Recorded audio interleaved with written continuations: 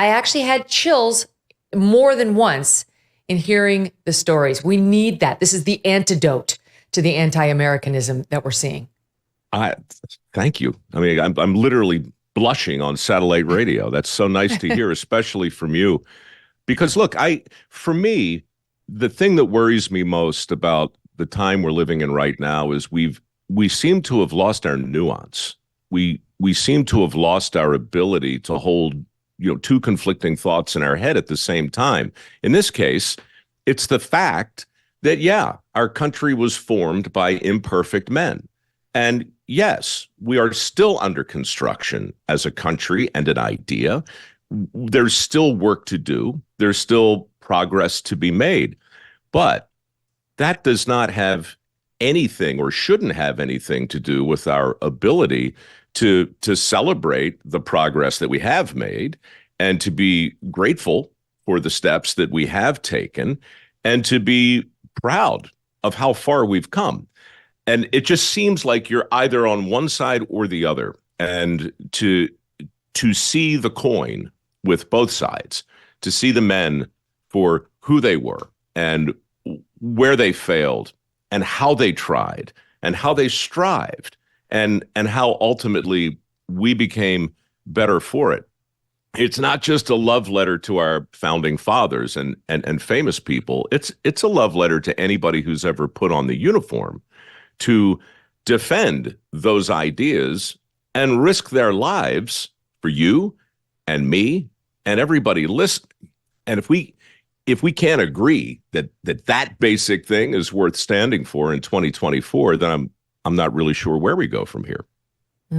We need this. We need this now more than ever. All the stats are kind of depressing on the falling patriotism in the U.S. I'll give you some of those numbers. Gallup does a poll every year. It's depressing. It hit record lows in terms of Americans who feel patriotic and love it. Great, extremely proud of the country in 2022, and it hasn't recovered since. But we need it for people like this gal. Let's play SOT 8. I'm here enjoying a nice day at the beach with my kids. This guy. And I turn around. I got these flags planted here on the beach by these MAGA fucks. Listen, this is all America. We know you didn't storm the beaches to stake out your territory on the beach. This isn't the fucking moon. I get it. This is America. But I'm sick of my flag being represented by white nationalist trash on a goddamn beach. Go fuck yourselves. Okay, so he's not alone. How ironic, Megyn. How ironic that the very flag he's so nauseous over represents the very notions that give him the very right to run it down. Interestingly, about 100 yards from where the owners of the flag are sitting, which one might conclude would have something unflattering to say about the conspicuous absence of courage in that particular gentleman. But far be it for me to connect those dots. It's crazy because whenever we get to July 4th, I look into these stories because I just find them depressing and also important. We got to keep our eye on what's happening. This is from April 2024 in Seattle, where a dance squad was set to perform in the Emerald City Hoedown, which sounds like an all-American kind of event. So the dance squad gets together. They show up at the Hoedown. And at the Hoedown, Mike, they were told they needed to leave because they were wearing American flag shirts, which the Hoedown organizers in Seattle said might be triggering or upsetting to some in the audience. And therefore, these girls were not welcome. They had to take them off or leave. They said in particular, people might bring up Israel's war against Hamas or transgender issues. And those people might not like the American flag on the shirts.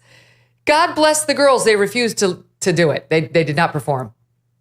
Well, because the girls wouldn't stand for that. This movie is not just about what we should stand for. It's about what we shouldn't stand for. And, that's a very important distinction to make. And I think just watching that last clip and listening to that story, I had a conversation not long ago with a historian who I really admire, who told me that the Make America Great slogan, the motto, the hat, and Trump, and everything that all of that combined, it put the other side in a really difficult position because they were in this binary space and because they clearly understood that Trump was the devil. They had to take exception to and with everything he said. So suddenly, a big chunk of the country was in a position of saying, well, wait a minute. No, we're not going to make America great again. In fact, America was never great at all. And here's why. And so suddenly we started having a conversation, not between conservatives and liberals, at least not in the traditional way. We started having conversations between that which was American and that which was anti-American. And so both sides go back and forth, and the stakes are ratcheted up higher and higher and higher. And that's a hell of a thing.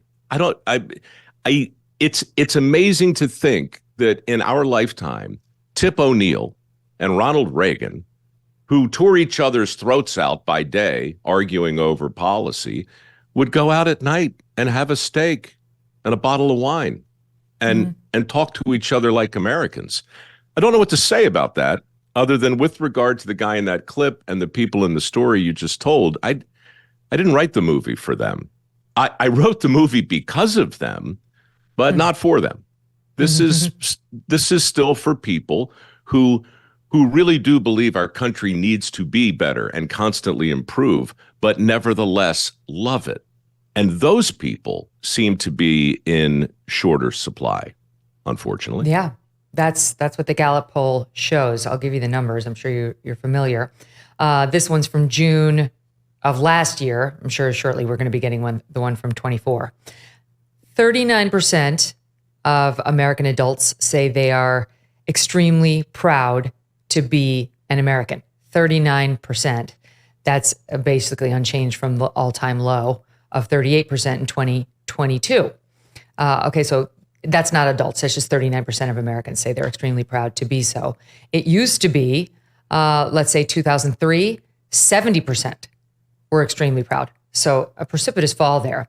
You break it down, this is, again, June of 23, by party. 60% of Republicans, extremely proud. 33% of independents, 29% of Democrats. 29% of Democrats.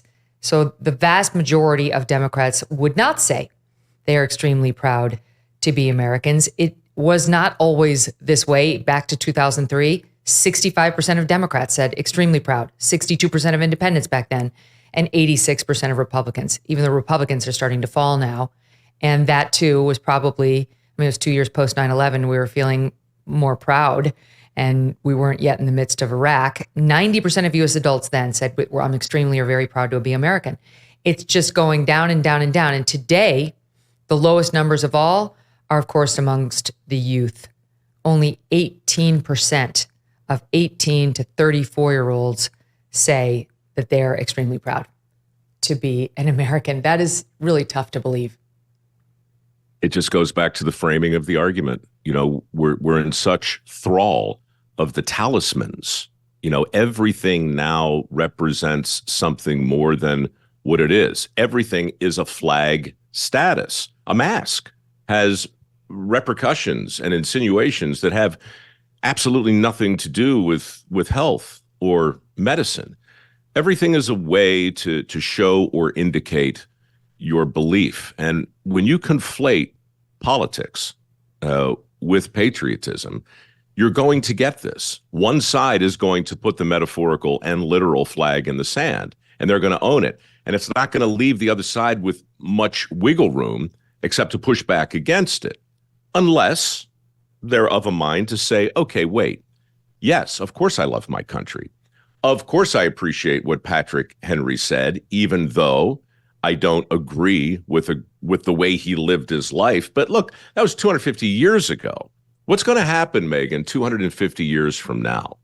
That's the question for the guy on the beach. How is your great great-great-grandson going to feel about you looking back through the mists of time with all of his or her enlightenment and awakening, somewhere down the road? What statues are going to be pulled down today? How are we going to think about, I don't know, meat eaters, right? I mean, it's so much easier to judge than think. And that's why those polls suck so bad, because we're not thinking about our country anymore. Grand Canyon University, a private Christian university in beautiful Phoenix, Arizona, believes in equal opportunity and that the American dream starts with purpose. Change the world for good by putting others before yourself. Whether your pursuit involves a bachelor's, master's, or doctoral degree, GCU's online, on-campus, and hybrid learning environments are designed to help you achieve your unique academic, personal, and professional goals. With over 330 academic programs as of September, GCU meets you where you are and provides a path to help you fulfill your dreams. The pursuit to serve others is yours. Let it flourish. Find your purpose at Grand Canyon University. Private, Christian, affordable. Visit gcu.edu. Thanks so much for watching. If you like what you just saw, hit the subscribe button for more clips and full episodes.